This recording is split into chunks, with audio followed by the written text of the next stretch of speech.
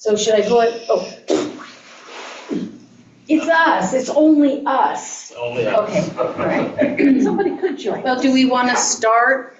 We may finish a little early. These chapters are kind of short, or should I wait for? You just can, Okay, you can open with prayer. though. yes, I will. I will. All right, let's just take a minute or two to have a peace and a prayer. Our dear Lord, we know you are with us today. We've had a couple of great celebration weeks for many of us. We've enjoyed families, friends.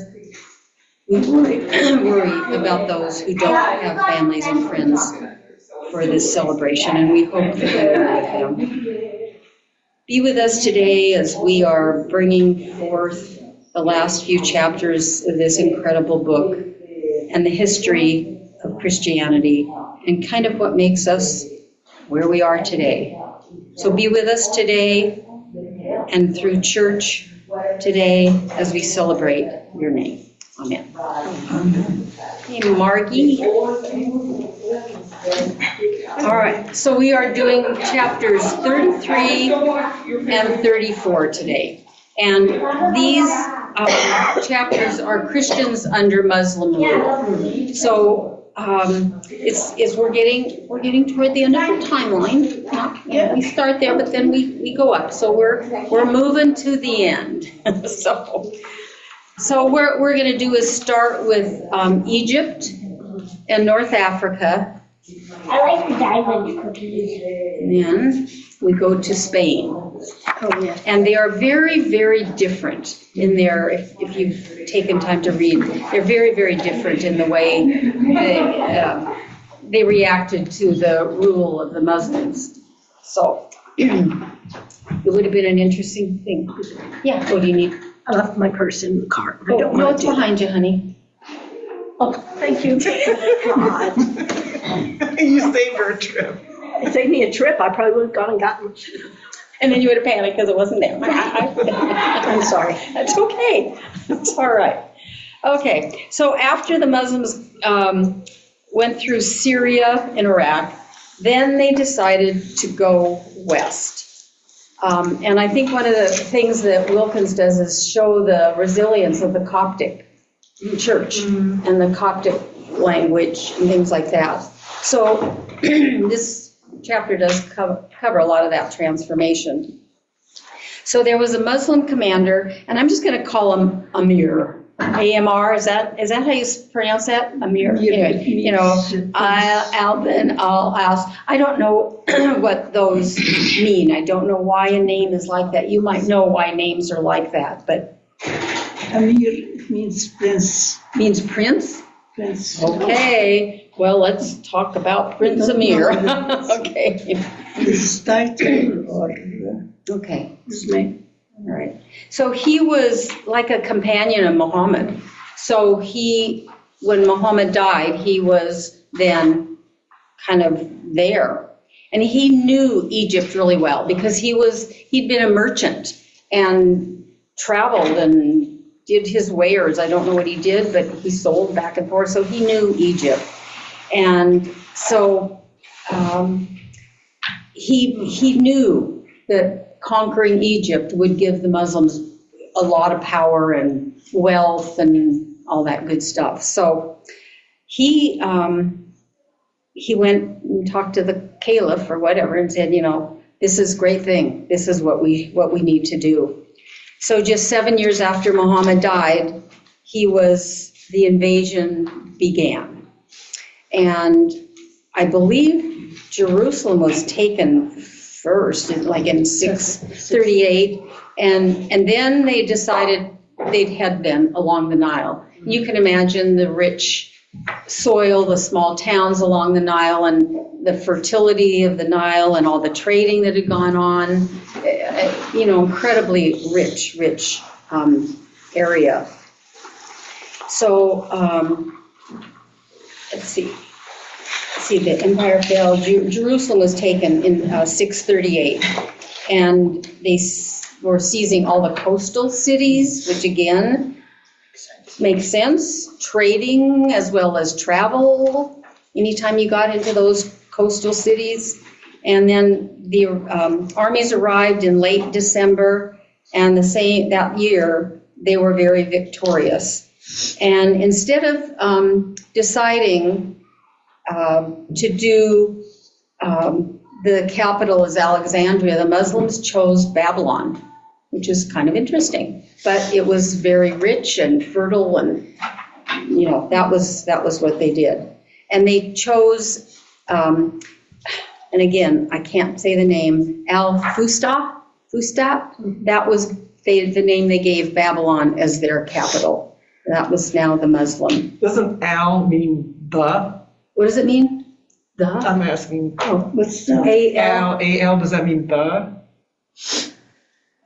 Al-Fustat. And it means in Arabic, for example, you put it before a name. Okay, and that's what it is. Al, whatever, yeah. So it could be, Algebra. yeah, or, Yeah. yeah. And then Ibn in the name, does that mean son of or child of? Ibn, Yeah, okay. the son of Yeah. someone. Yeah, the son of someone. Yeah. Okay, yeah.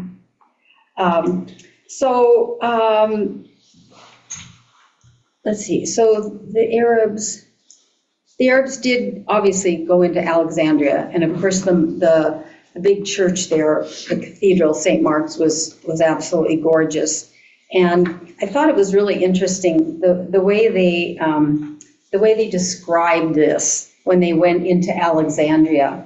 We stood, and there was St. Mark's Cathedral at the center of the city. In the harbor, they could see the great lighthouse of Pharos, one of the 7 wonders of the ancient world. It was like arriving in New York and seeing the Statue of Liberty for the first time. So they lay siege. I saw it on Did you? Oh, interesting. So it must have been quite. 2000, year 2000. So then that capital fell to the Muslims, and as the Amir, or whatever, wrote, I have captured a city with 4,000 walls and 4,000 villas and 4,000 baths. But they chose Babylon. So it was, Anyway, I thought that was really quite interesting. But of course, there's always those hang-ons. And in Egypt, the head of the Coptic Christian community was a man named Benjamin. And at the time, Benjamin, when the Arabs took over, it says it kind of went into hiding, and I kind of looked, and it was sort of hiding, but he was in monasteries, mainly, remember the white monastery that they built way long time ago? I'd have to look on my timeline, but it was all white. The walls were white, and the stone, all the things they used was white. So he stayed there, and he moved around from monastery to monastery. And as I said, he lived through 3 major upheavals. The repressive years of Cyrus, the Byzantine governor in the early years under Muslim rule. And he found himself when he finally came out of hiding. The Muslims knew he was quite a leader. And so he was put in charge of the Coptic church because at the time, they didn't wipe everybody out, but you had to sort of conform to their rules. So the Christians were actually kind of let okay for a while. They were let alone. And so Benjamin was sort of their leader. And but then they kept taking things away from him in power and put him into collecting taxes for the Arabs, for the Muslims, and they did finances and they ran the government, which to me is really interesting. How they put a Coptic Christian in charge of the governments and the things like that. But that's what they did. And they also worked the fields, and they kind of kept the places running. And one of the things that I guess I would ask you guys to think about this. Why did the Muslims give Benjamin so much power and freedom? I'm guessing it's because he knew how to do stuff, in their society, and he was a leader, and so the Muslims let him go ahead and continue doing that for a while. Because Muhammad said that you should respect I think, the people of the book. right. That means Jewish people and Christian. Right. I think that was what I was going to say. I think Muhammad was, I don't know, maybe a more spiritual, deeply thoughtful man than Amir. I don't know. But I think, because he was his companion, and I think he told many people. Was it Ethiopia? Remember, he said, don't touch those people when they took care of his family and stuff. So I think some of that might have rubbed off on Amir, but I don't know. I just thought that was really interesting that they let him have all that. And then it even says that he was, also they let him kind of restore St. Mark's Church, because when the, Muslims, when they marched in, they didn't destroy it, but they, wrecked it. So that was one of the things that they did let him do, was restore St. Mark's, which is kind of interesting. So, and let's see. There's something about, They will be, but not right now, yeah. Oh, okay. Vanessa didn't work this week. I think that one of the interesting things was, I had to go back and read this too, in John 2, 1 through 11, and that was the wedding at Cana. And that was one of the things, Coptic text and a sermon that was preached by Benjamin. So, yeah, and I think he did that at St. Mark's, and I think he said the last thing he did was a sermon at St. Mark's before he died. So that, kind of an interesting man. So Benjamin was a good man. So the Coptic Church still exists? It does still exist. It does still exist. Pretty thinned out a bit, but Yeah. Yeah. visited when I was in Cairo. Yeah, and I think there was one comment in the book that said Muslims had absolutely no interest in converting Christians to, okay. And Don't Muslims believe in Jesus? well, not as the prophet. He was only as a prophet, not as the savior, not as the one and only. Muhammad was the one and only. So they knew Jesus existed, but. It's in their writings and books, because I've had Oh, friends that yeah. are Muslim Oh, that talk absolutely. about it. Absolutely. Yes, they don't agree that he was divine, or That he's divine. the Son of God. Yeah. They believe that. Yeah, I see. yeah. Yeah, but they appreciate him very much, and especially the Virgin Mary, who's mentioned in the Quran for 17 times. Oh. Yeah, I don't know why. Yeah. And then, let's see, so then, In fact, the Muslims, when they first came in, put sentences on their coins saying, oh, yes, yeah, oh, yeah. the one and Yep. only God, and he doesn't have a companion. He doesn't have Doesn't have any- because as well the Jewish people are expecting the Messiah. They don't believe that Christ is the Son of God at the same time. Yeah.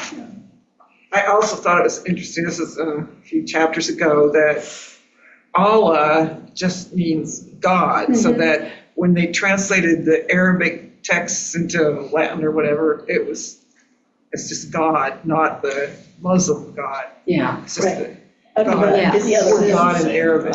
From the Latin into Arabic. Allah Yeah. it means that Right. they believe in the Old Testament, Yeah. Testament, that they're coming, all the word is coming from one God, but they don't believe in Christ Yeah, as the Son of God. right. They couldn't figure it, how he is a Christ and how God, I told them that religion is a mystery and God is capable to do whatever, when he sent Gabriel for, the Mary. And it was really a mystery for us as well, Oh, yeah. Yeah, Totally. but they can't figure it out this way. So one of the things that happened as we go along in a little bit of time and Muslim rule became a little stricter and things, they finally decided that a number of laws were passed that required the use of Arabic language in everything. So the Coptic, which is, I guess it's a beautiful language from what we've read through the book and all the things that were translated.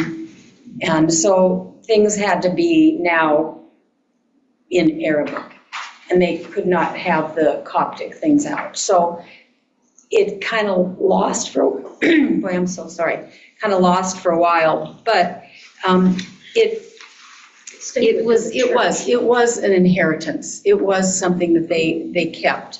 And there was a Coptic bishop, Severus, I think, I don't know how important he is, but he wrote some important, the patriarchs of the Coptic church in Alexandria.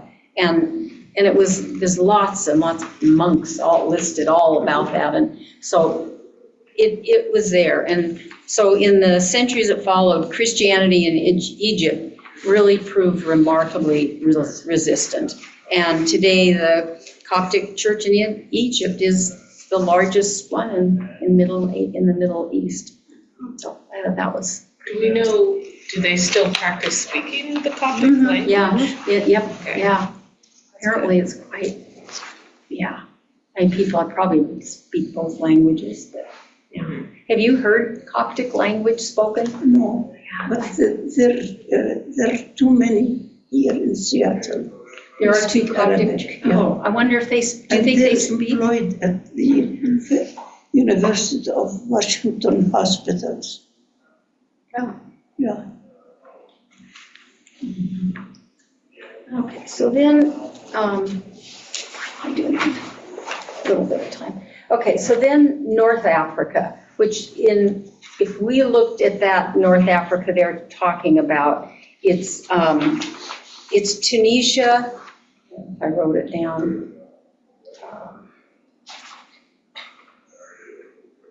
Oh, shoot, I don't know. But it's Algeria and Tunisia. That's the area that we'd be talking about when they talk about North Africa in this. So, and it was quite different from Egypt. You remember, Egypt kind of stood by itself with the Coptic religion, the Coptic language, and in northern Africa, they were more Latin speaking. And the first theological treatises were written by Tertullian of Carthage, who was in year 200. And he developed Latin teachings for teaching and expressing all these things and all these teachings for people in the church in northern Africa.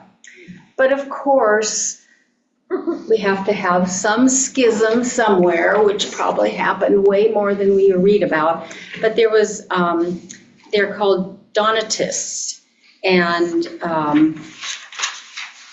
they formed because there was Emperor Diocletius, and people who really supported him and his beliefs went his way, and the Latin speakers went their way. So, yeah. Can I ask, was Yeah, this, oh, yeah. I'm trying to remember. Yeah, the, Was this the schism, wasn't this that their group, they thought that the Latin people, the Romans, whatever, were kind of just not pure enough? pure enough, yeah. Yeah, but essentially, they thought that it should be only a smaller group. A smaller group, Okay. yeah, a smaller group. And yeah. Who And decides who's pure enough? yeah, oh my gosh. I know. So there were, it was really interesting, the two, Kind of section. schisms going on. And it really didn't end until the invasion of the Arabs. So that it went on. Even Augustine tried to put it down and change things and try to keep people from going into their groups of Donna whatevers. But no, that didn't work. And it said in 430, as Augustine was dying, the Vandals, they're the Germanic people who came in, adopted an Arian, non-Nicene Christianity. They entered Carthage, burned monasteries, churches, terrorized the public. I remember hearing about the invasion of the Vandals, that they were. What does non-Nicene mean? Like they didn't believe anything in the Nicene remember the Creed? Nicene Creed? Yeah. Remember you either believe there, or they had the Two natures. the two natures of, one nature or two natures. So these were one nature people? Yes. But they were also, I think, Clearly that's worth burning city. non-Trinitarian. Yeah, not, absolutely. Oh, so they didn't believe in the Trinity either? I don't know, I'm not sure how, Probably not, because that would be. yeah, Trinitarian. Yeah. yeah. And if they're only into one. Or is it natures or is it three separate feet? There's some, I remember looking this up in Wikipedia a couple weeks ago, and that there's some denominations that are still non-Arians. Yeah. Yeah, which is totally different from ARYA. Yeah. Which is the racist, Oh, yeah, no, World War II. yeah, exactly. Unfortunate. It is, Yeah. it is, It it is, yeah, it is, yeah. So anyway, they came in and burned and everything, and the goal for them was to establish an Aryan Christian kingdom. I really just want these Independent. people to start a debate club. Yeah. They need to, debate fight club or something. Yeah. Big fight club. Yeah. Just get it out there and then be cool and I'm sure it sounds like it. Back then, there were some interesting, we'll read some debates about one of the guys that was debating the Arabs. I mean, I don't know, we'll get to that maybe in Spain, but. So anyway, that was their goal, against the Catholic authority, so the church was sort of weakened for a while, but there were a number of leaders, and you guys, I'm sure, can read in the book, and I'm sure I've not written down all these leaders, but there was one, his name was Fulgentius, and I may pronounce it wrong, Fulgentius. You're asking Of us. Rusty. You just have to think that that's the authoritarian way of saying it. That's right. That's what his name was. That's right. And the Arian ruler sent him into exile because he was, again, one of these guys. It's almost like Wilkins has this set standard for all these big guys in the church. They were well educated, they spoke Latin, they spoke this, they did this, they read this, they read that. They could speak 5 languages. You can take this and put them on all these big leaders that we've had throughout this book. I'm like, well, that sounds just like him. Oh, well, wait a minute, that's the same way as this. So that's this guy. He was very well educated. And they usually came from wealthy families. Absolutely, wealthy families, went to schools that learned all, yeah. Which leads me to believe that regular people were not educated. As well, oh, yeah. You know. Yeah. So anyway, they knew how smart he was. So he was banned. And he went away for about 13 years, but he continued to write treatises, that is. And he was the one. He was the one that came, they let him come back. Mhm. So what do you think the first thing he did was?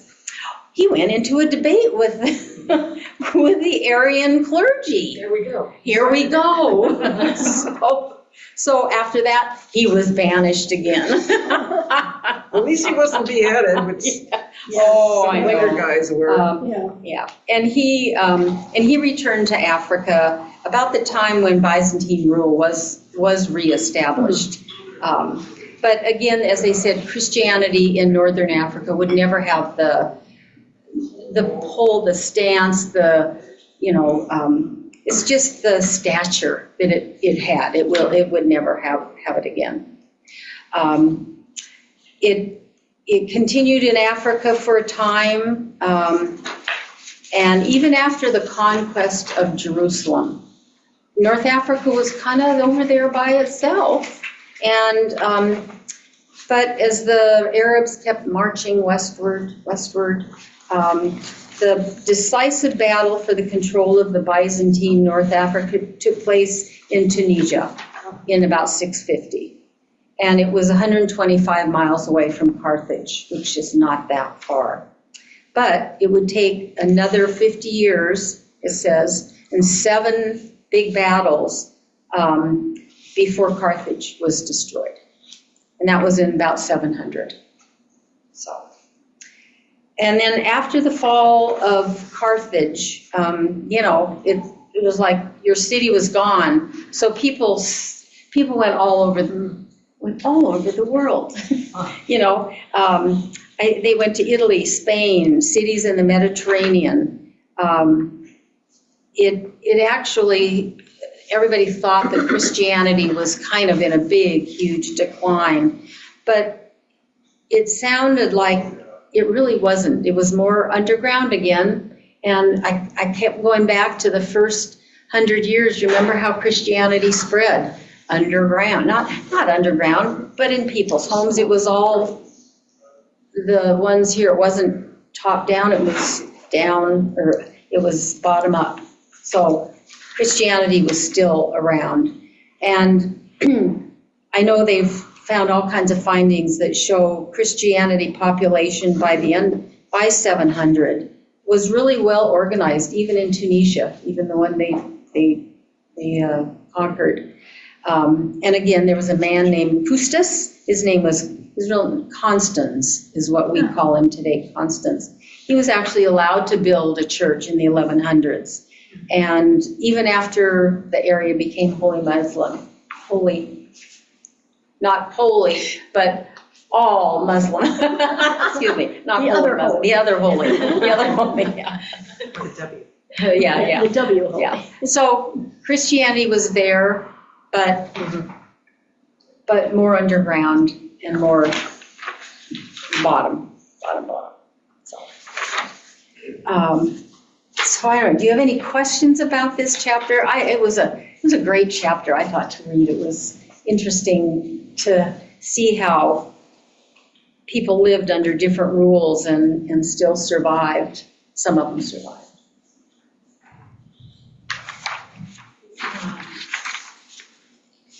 Okay. So then, unfortunately, there's a picture of a book. I'm not sure how I put that in there, but then I forgot to write on it.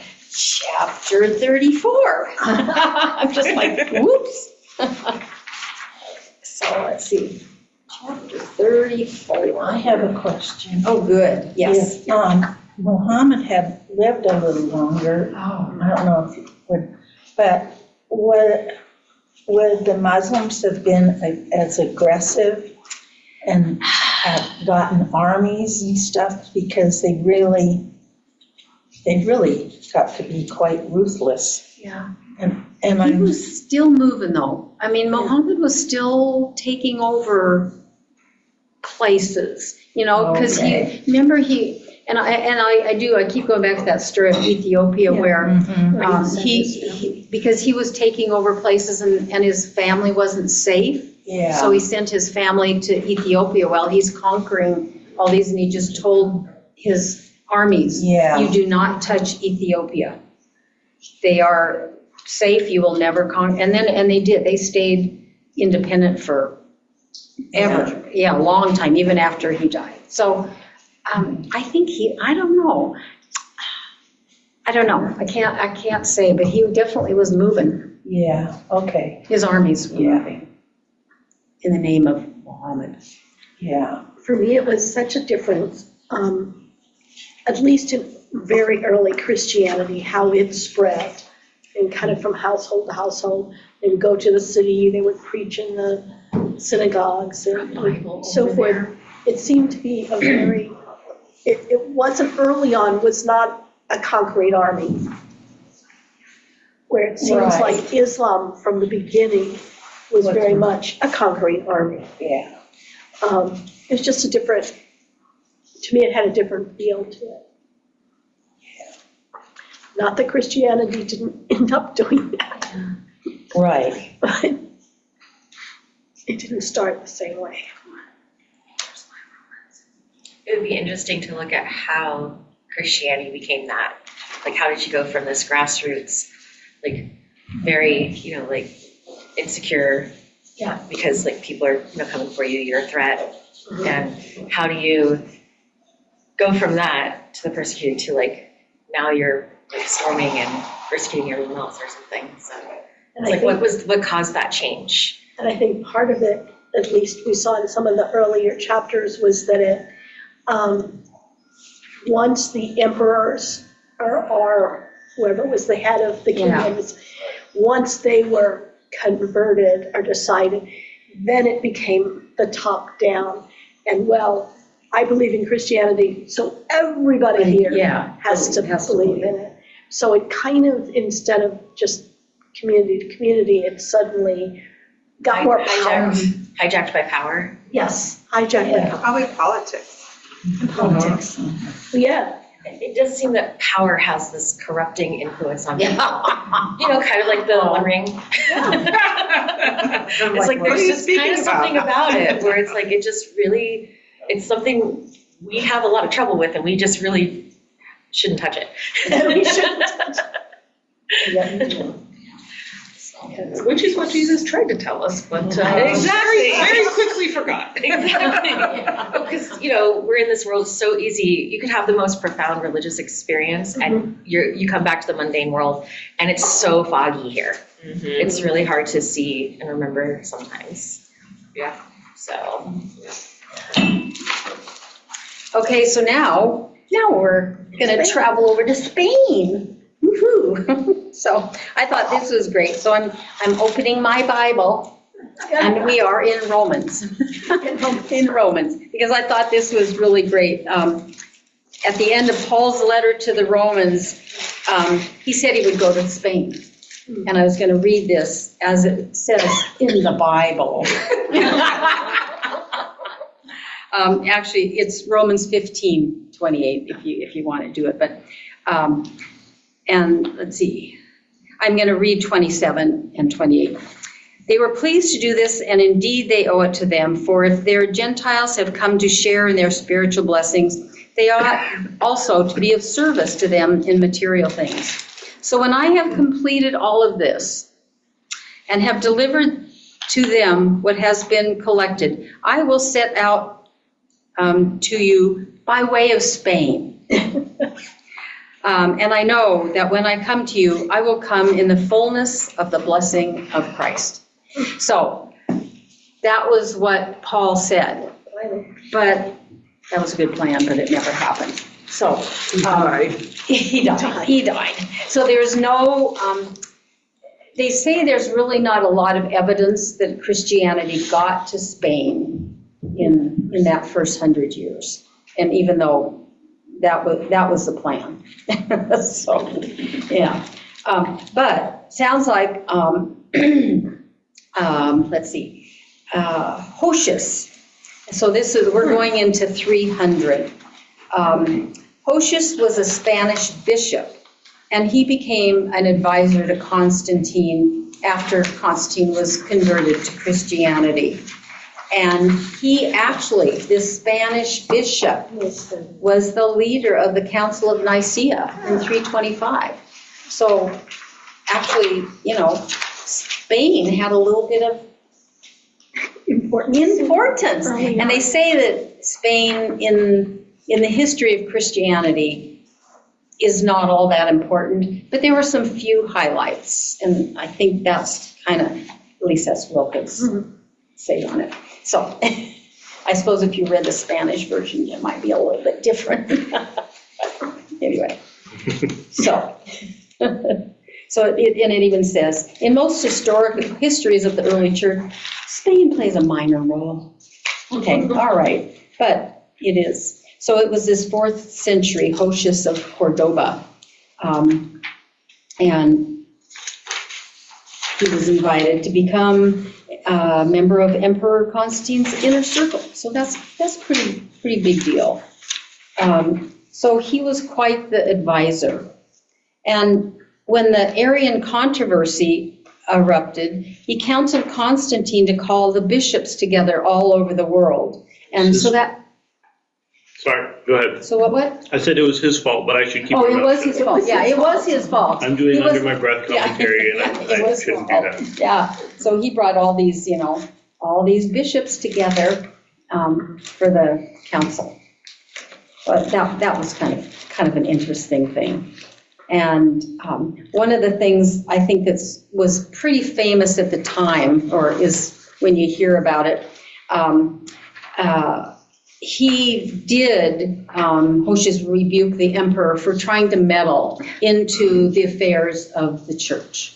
These are bishop affairs, not emperor affairs. And in a famous letter, he said it. He said it is the business of bishops and not the emperor to decide theological matters. You have no authority to burn incense. That was a pretty good I thought that was a pretty good line. Stay out of our Only church. people with authority are allowed matches.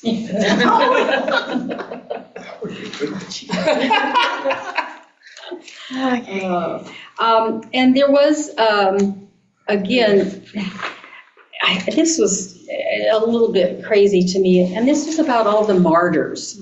There was a poet, again, Prudentius, maybe right or wrong, the way I pronounce his name. I think that's the logical way to pronounce it. Absolutely, just like prudential insurance with a whale coming out of the water. That's what I call him.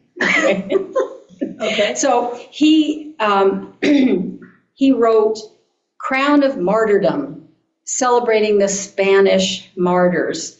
And apparently this is still a book that's read today. And oh my gosh. So we can read some of this and how many martyrs there were. We'll get into that a little more.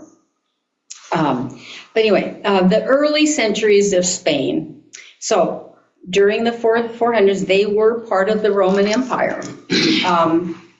The western part was invaded by the Germanic, the Visigoths, and Spain then was kind of left all by itself, and it, not quite the support.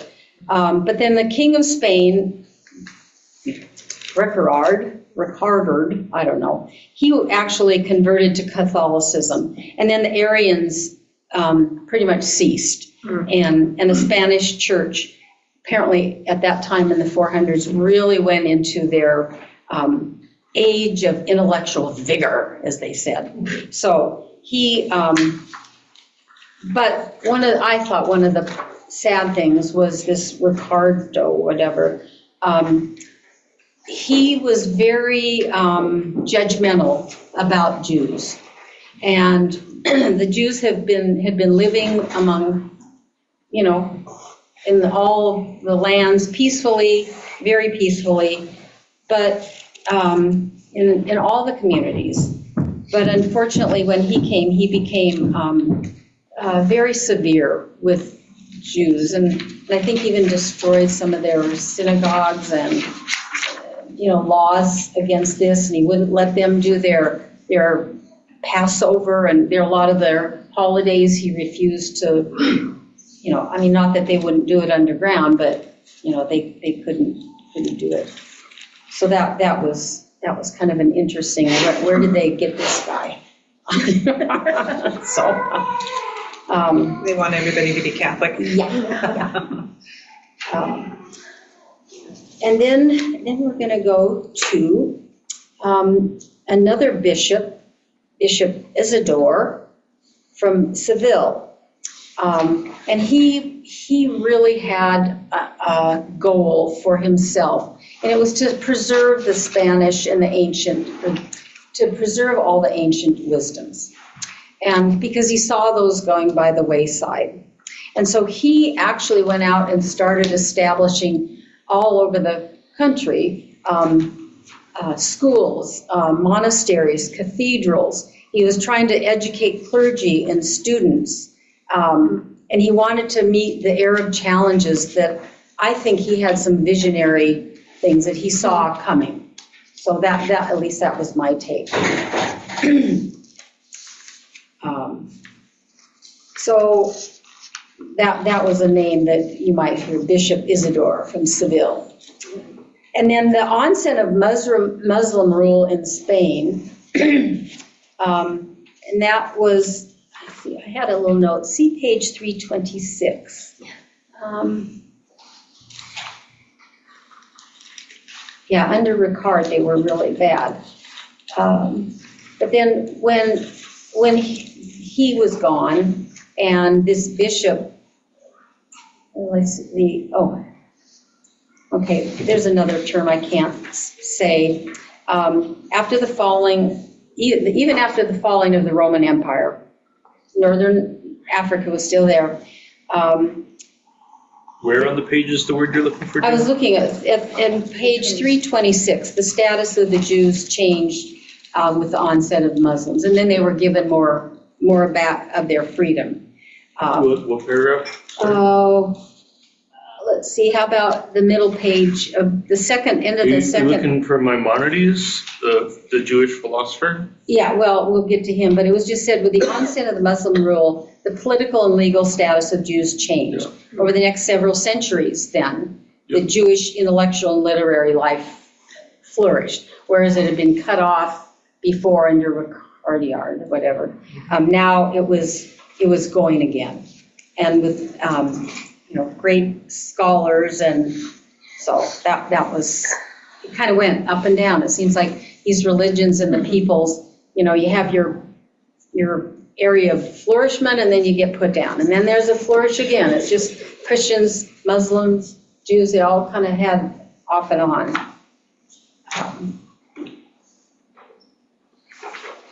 Okay, so we have Joe, say that word, the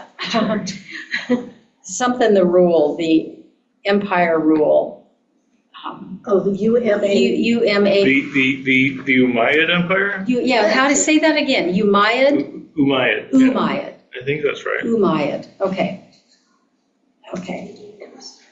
So I feel like that I'm was I'm saying the word. Umayyad. Yeah. So that was the first Islamic dynasty that actually put out its fingers from Spain all the way to India. So they called that their Umayyad Empire. And it lasted almost 100 years. But then again, it didn't last. Here we go again. Okay, so then we go to Spain under Islam really took a different course than a number of the other countries. There was a grandson of a caliph. His name was Abd al-Rahman, and he crossed into Spain in 756.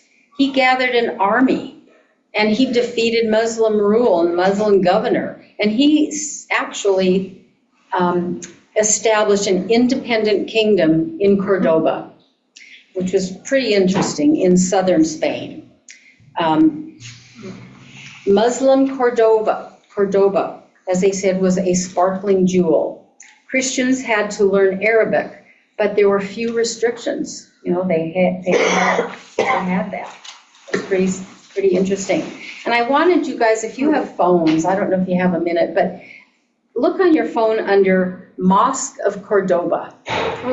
Oh my gosh. It's like, I think this is Trump wannabe.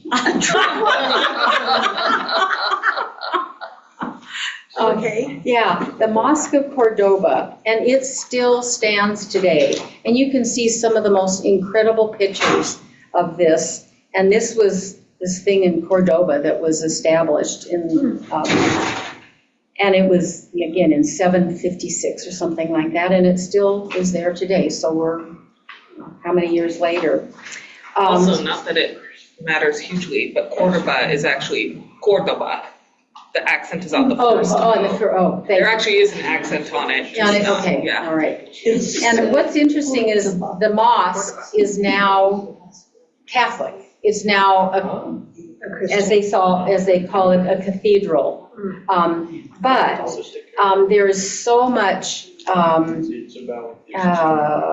I don't know, artifacts of the mosque, of its original influence. And it is the most enduring relic of the Umayyad Empire. You know what I'm saying, so if you hear me say it, it's like, it doesn't roll off my tongue. It's Leviosa, not Leviosa. Yeah. This is even, Well. Isn't that, it's so opulent. And they talk about, it's got very horseshoe arches and Yeah. leading, and they probably meant something more under Muslim rule or what their mosques were. Oh, my goodness. it's even gaudier than Trump. It's gaudier, yeah. Yeah. Oh, please. So, yeah, so anyway, I just thought that was part of that, that area in Cordoba that was, you know, got some interesting leftovers. Okay, let's see. And then, there were a small group of Christians still in Cordoba who tried their darndest. And there was a monk, 851, a monk named Isaac. And, okay, Isaac is the guy, they kept pushing against the Muslims, and they were trying so hard to establish Christianity again. And so Isaac wrote of the martyrs. And so, I mean, you guys, I don't know if you've read all these, but there were so many guys that came out and spoke out against the Muslims.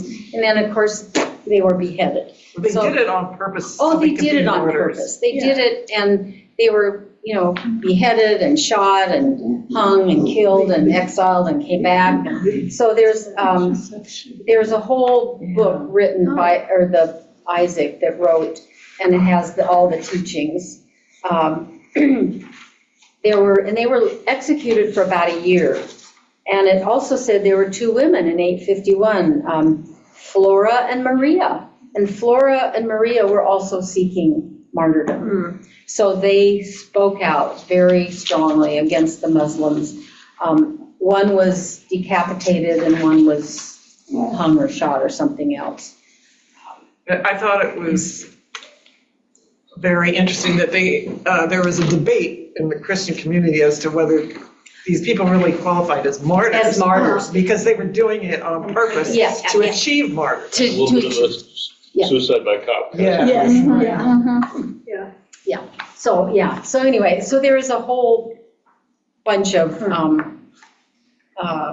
writings by that Isaac explaining and telling. I think there were like 42, and it kind of stopped after that, and I think there were a few more later on, and maybe they were better martyrs than the ones that I don't know. Accidental martyrs. And then it was very interesting, there were also a couple of other very prominent thinkers at the time in Cordoba. They were Eulogius Gius and Paul Alvarez. And they really felt that Christianity was just being eroded constantly. And so they wanted to preserve, again, somebody else wanting to preserve Christianity. Yeah. And so they did writing, and they decided, because so many Christians were being assimilated into the culture, Muslim culture and religion, that, okay, maybe we better translate all the things into Arabic.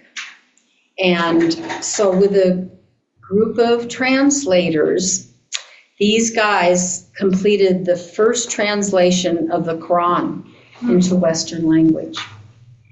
But there's the guy that mainly did it was named Keaton, and he did a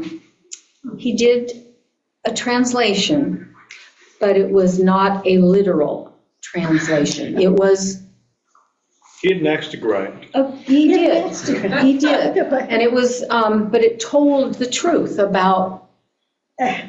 Oh, I see. He did it. He did his, He was the one that was- he did what his it actually was trying to interpretation, say. Yeah. and he knew what he was doing. But then other people saw, well, this is not the literal translation, and so it was translated literally.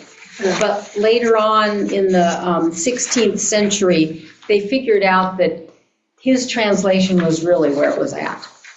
So, Because he tried to explain what this meant to Muslims. yes, and it was more, I think it was more of a philosophical, I don't know, you might know more about those translations, but these guys worked as teams and did something that had never been done before.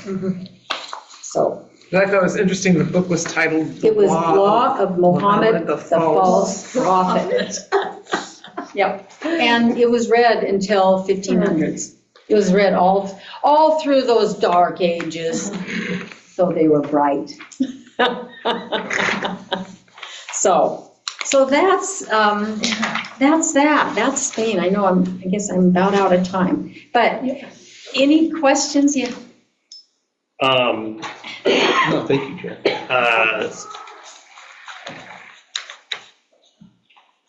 What happens in the so-called Dark Ages next is certainly a long period for discussion. And also, we could draw a contrast between, as you said a moment ago, the relative unimportance of Spain in the first 1,000 years to the enormous importance of Spain during the colonial era, right? Yeah. It's ancient Christianity that it was mediocre. But, yeah. So when I will be traveling to Colombia in just a few months, and I hope next year some other folks come with me. One of the things that they often do is they go to the city of Cartagena de los Indies, which is like the major port for like that part of the continent. I think Havana was the other one, and there was a third one on the Mexican coast that was like the three main ports of operation for that colonial empire. And in Cartagena, there is the Plaza de la Inquisición, which is like where they like brought the force of the church to their colonial endeavor, punishing and sometimes executing people for various crimes, and using this faith as their justification for this regime of terror. We've also talked a lot in this chapter about the ongoing flip-flops in the status of Jewish folks in Spain, where they go from being repressed to having periods of flourishing, to being repressed, to having periods of flourishing. And there's a similar pattern, I think, with the Christian experience under Muslim rule, where they They're let alone. There's a lot of experience of repression and oppression, Yeah. and then And they clamp you down. get Charles Martel, and there's a lot of really fantastic European literature about this ongoing conflict that gets really entrenched, nationalized, and moralized in a similar way to the Huntington, like, Clash of Civilizations post 9/11 thing that we experienced in the 21st century. What do we make of this experience of colonialization, domination, tight control that the Catholic Spanish people experienced, that they would then enact on first the Jews in their own country, Yeah. and then the Americas and the enslaved African peoples that they brought to the Americas? Do we perceive a connection there? Like, what People is just, going on in this experience of people have too oppression and short of a domination? history. And what's it? They have too short of a memory, people. Like, because, So I submit to you, like, based on this pattern and a pattern that we might be seeing in the contemporary political state of Israel, yeah, that it might not be that these are short memories, but rather these are History memories, long history, long ago. these are long memories. this is These how are- you get things done, or because this was done to us, we'll Well, do. like, what does that experience of being repressed do when you're no longer being repressed? Yeah, oppress other people. There's this tendency that when you're hurt, it's really, really, really hard. This is the turn the other cheek kind of moment, because it's like, when you're hurt, it's really hard to keep your hurt from hurting back. Yeah, yeah, yeah, because that's where you want to strike out. Well, it's that lashing out, and that happens a lot with people who've experienced trauma. Yeah. What's it? And like earlier, I asked, like, what was the flip here? Because it's like Christians were being persecuted, and then they, Gotta give yeah, so it's kind of the same question.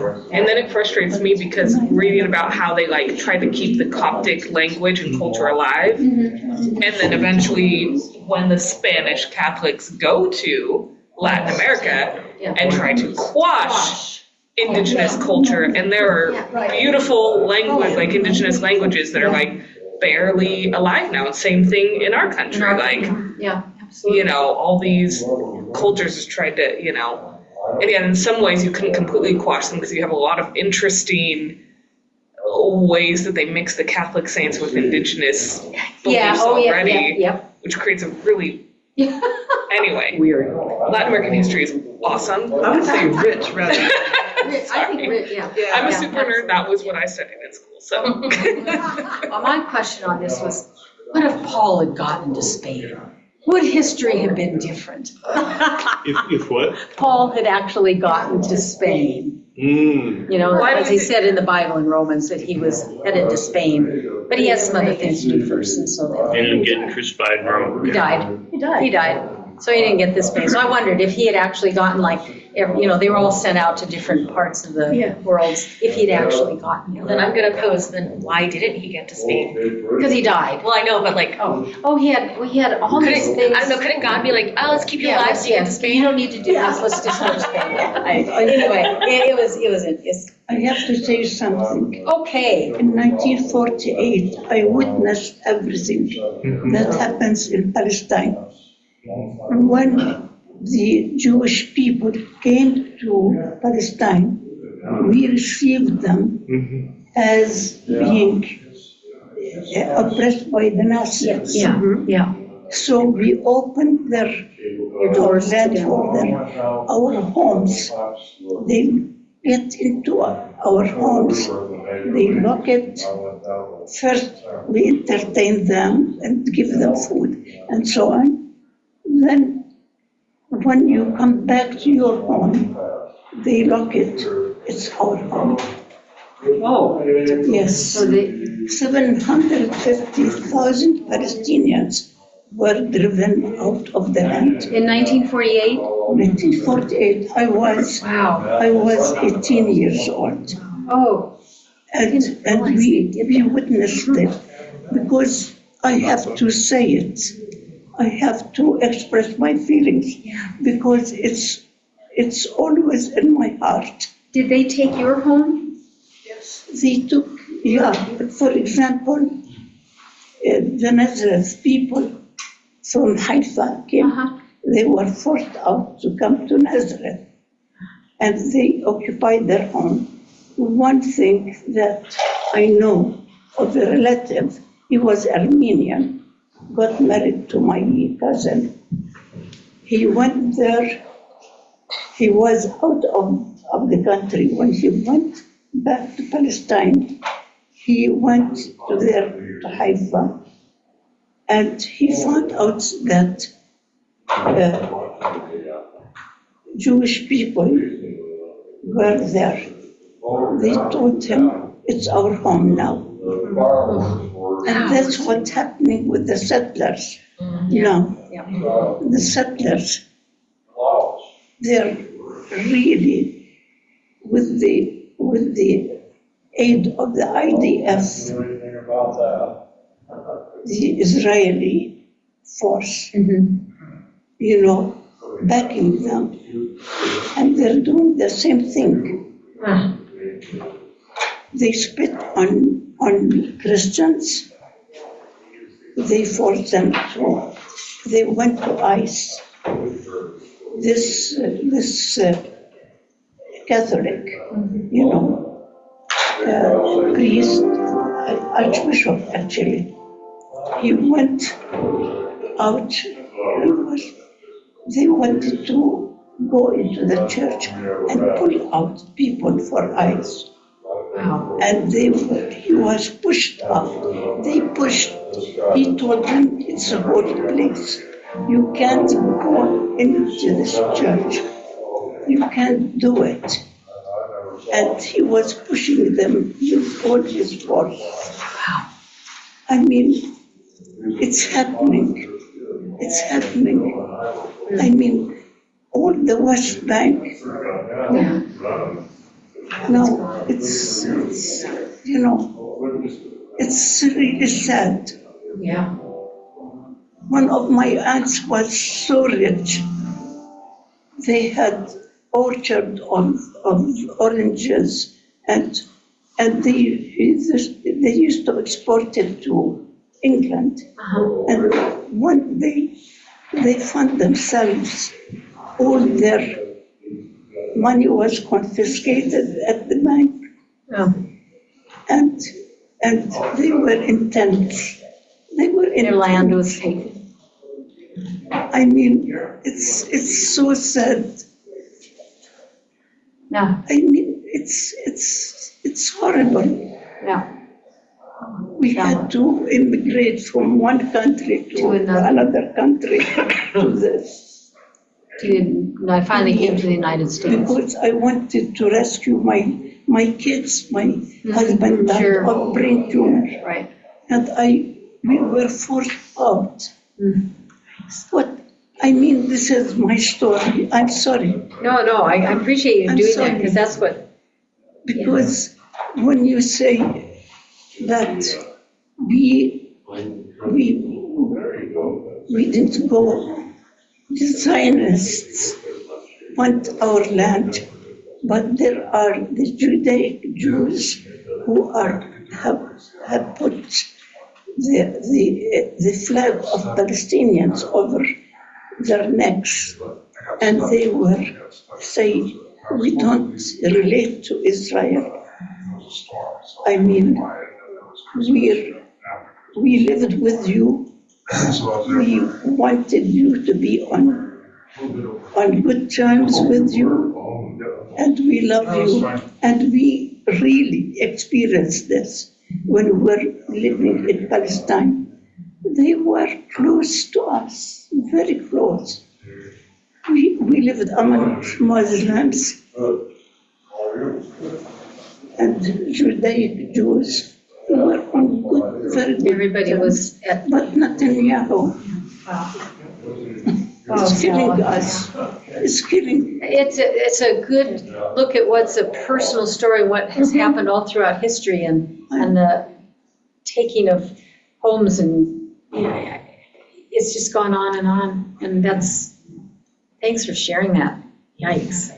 But it's sad because we experienced. Yeah.